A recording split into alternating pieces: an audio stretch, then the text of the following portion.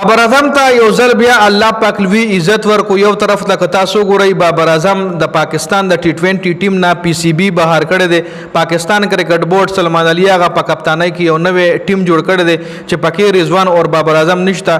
خو بل طرف ته بابر اعظم په بی بی ایل کې یعنی په بگ بیش لیگ کې مخکې نه سیډني سکسرز لوبډله چې کومه ده هغه ځان سره ساين کړی دی. د مخکې نه د ډرافټ نه مخکې د ځان سره بابر اعظم اغشتلې دی.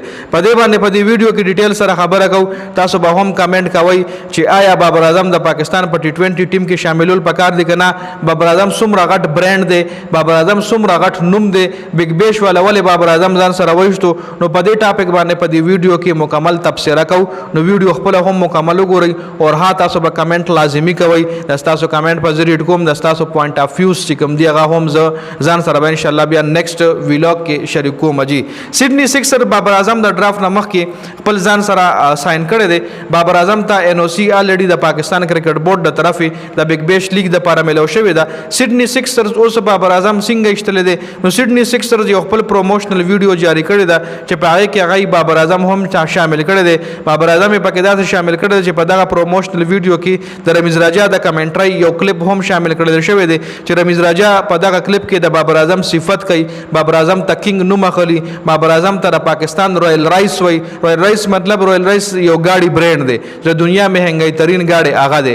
نو بابر اعظم ته په دغه کمنټري کې رمیز راجا رائل رائس وای او کینګ ناری وخی. نو مطلب دا دی چې سیډني سکسرز بابر اعظم ځان سره الریډي د بی بی ایل د ډرافټ نه مخکې ځان سره په سکواډ کې سلیکټ کړی دی. نو دا بابر اعظم د لپاره یو ډیره ښه خبره ده. د بابر اعظم مینوالو د لپاره هم ښه خبره ده. او کچره په دې بگ بیش لیگ کې بابر اعظم ښه پرفارمنس ورکو نو بیا د بابر اعظم په ټیم کې شمولیت پکا دی. خو دا بگ بیش لیگ چې کوم دی دا په نومبر کې شروع کیږي. هغه نه مخکې د بابر اعظم د پاکستان ټیم سره ون ډے میچ شته. ټي 20 نشته خو ون ډے میچ شته.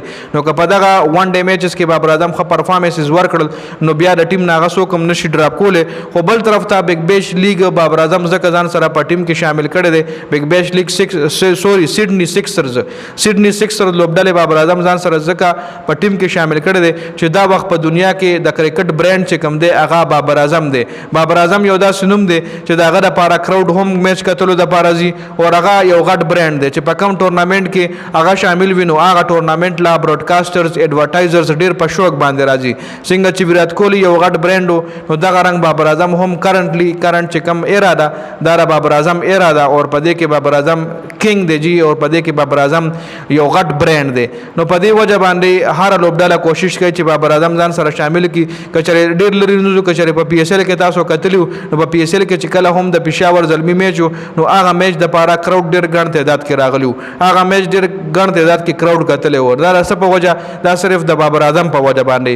د بابر اعظم چې په کم میچ کې وي په کم ګراوند کې بابر اعظم په اکشن کې وي نو هغه ګراوند له بابر اعظم فینس خامخازي میچ کتلو د پاره نو یو غټ برانډ دی جی.